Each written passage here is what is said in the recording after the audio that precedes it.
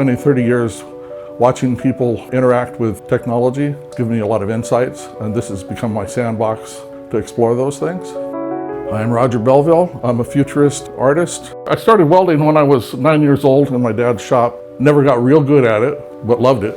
It's always been in the back of my mind, wondering, how would I do this in metal and weld it? It was 2011, and there was nothing bigger than the iPhone at that time in the technology world.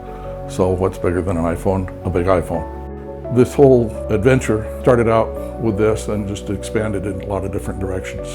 When something becomes iconic, it's an image that's in your head, right? Whether it still exists in real life or not.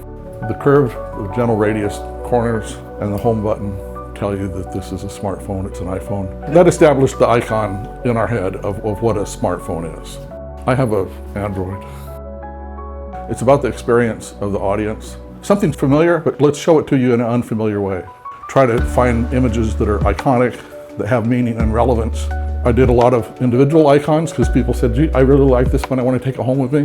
So we can move them around. Just like everything you can do with your phone to move things around, you can do that here. As an artist, we have something in mind, but the audience may take it and make it into something completely different that's all their own. I hope they find some personal connection to it. There's a sequence when people see something from far off. It's kind of like real estate and curb appeal. You see something, you go, what is that over there, you know? So it draws you to it.